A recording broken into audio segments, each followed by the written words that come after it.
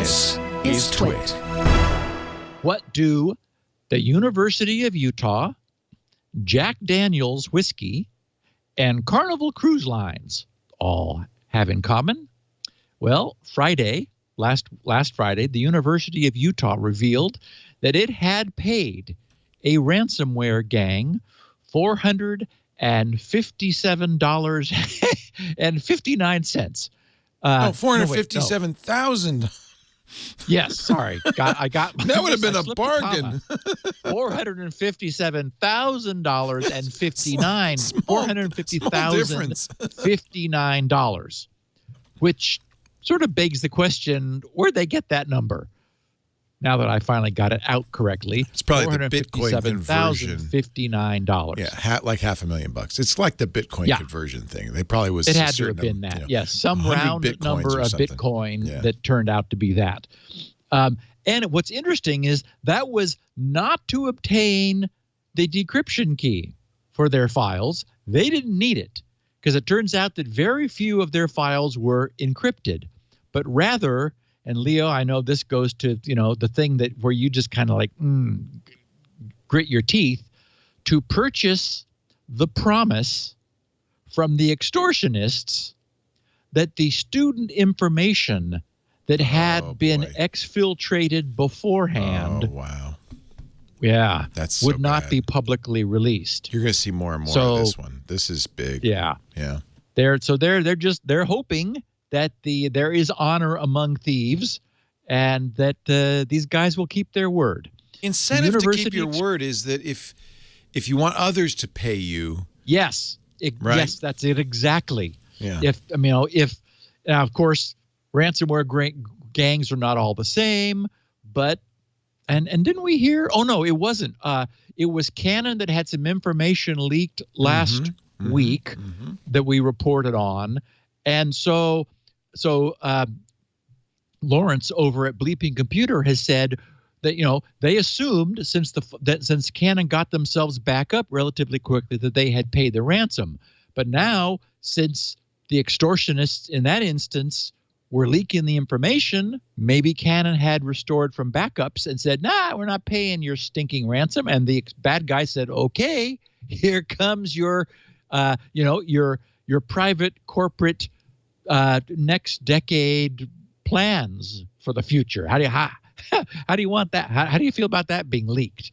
Anyway, so in this case, the University of Utah explained that it had dodged a major ransomware incident and that the attackers managed to encrypt only 0.02% of the data stored on their servers. And the university staff was easily able to restore that from backups. However, the ransomware group then threatened to release student-related data they had obtained and exfiltrated.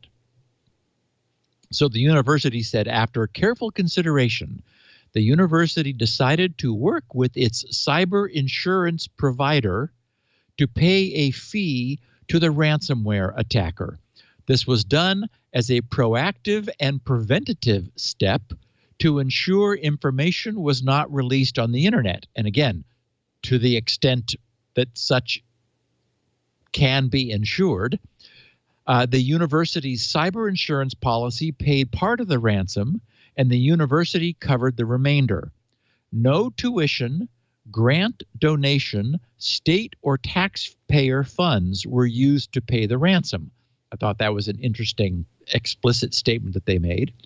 And they said the university disclosed that the attack took place a little over a month ago on July 19th, 2020, and that the network belonging to the College of Social and Behavioral Science was the victim. So apparently a subset of the entire larger university was where the break-in occurred, and there must have been some isolation there.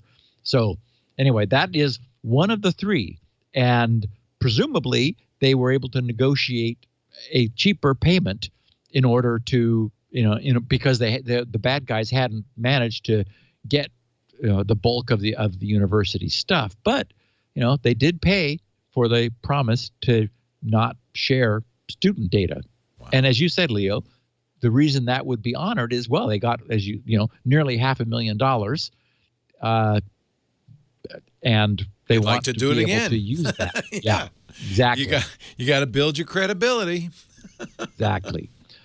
And two other large and notable recent ransomware victims were Brown-Forman, famous for their distillation of Jack Daniel's Tennessee whiskey, and Carnival Cruises. The Jack Daniels folks said our quick actions upon discovering the attack prevented our systems from being encrypted.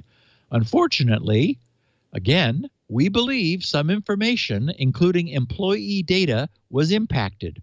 We are working closely with law enforcement as well as world-class third-party data security experts to mitigate and resolve this situation as soon as possible.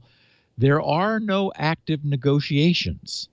So that says, it sort of sounds like, in fact, that statement from Brown-Forman came after Bloomberg News reported that it had received an anonymous tip of the ransomware attack.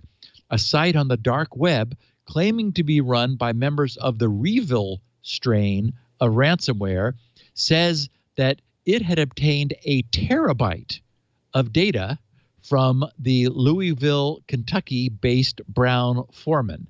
The site said that stolen data included contracts, financial statements, credit histories, and internal correspondence of employees. Also included were screenshots of file structures and documents purportedly taken during the heist. So it does look like the pattern we're seeing now is because, major companies that have the deep pockets also have the pocket depth to now proactively back up their servers. Well, so it's possible if the only thing done was encryption, a golden opportunity to extract a ransom could be thwarted if the good guys have backups. And so now what's being done is the data pre-encryption is being exfiltrated and stored somewhere. Then the data is encrypted, and so we have, we're increasingly seeing this two-part attack: exfiltration that the company desperately does not want to be made public in case they have backups, in which case they would not otherwise need to pay the extortion. So, it's not really ransomware as much as it is, okay, we got copies of all your stuff. Shall we share it with the world? It's plain old blackmail. Yep.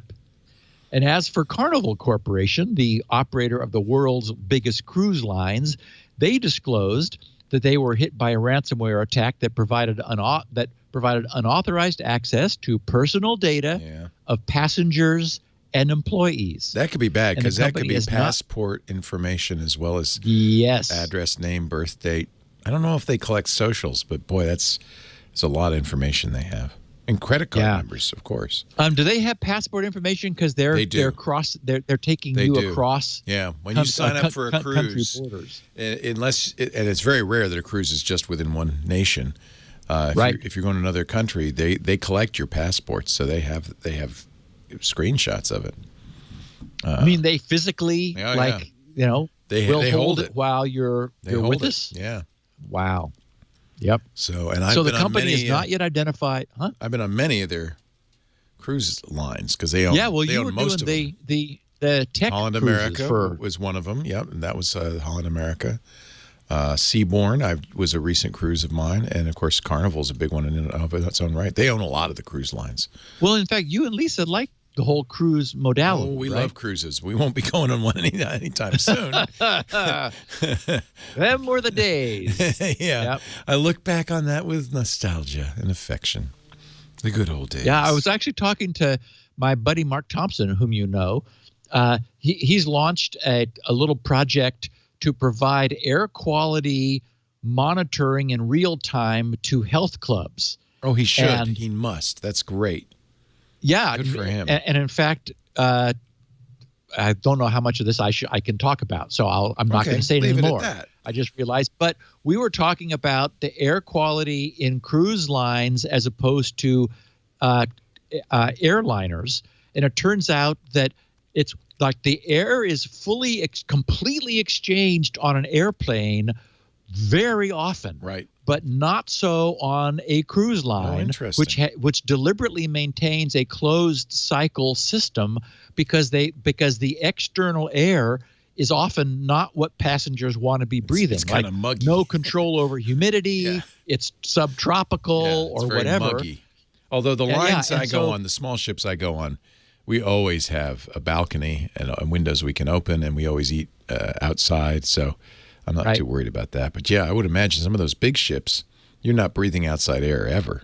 No. Yeah. No. Yeah. And so it is internally recycled and not of the highest quality.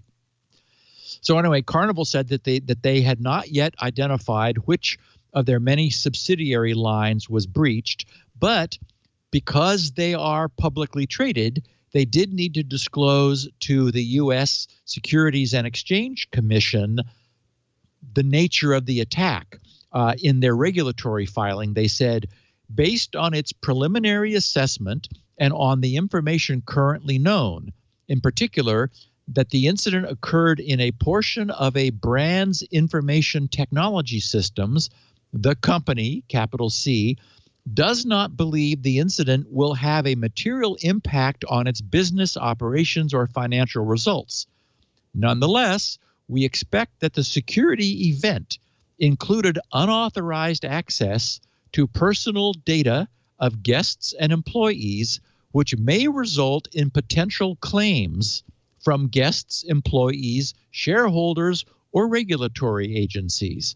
Although we believe that no other information technology systems of the other company's brands have been impacted by this incident based upon our investigation to date, there can be no assurance that other information technology systems of the company's brands will not be adversely affected.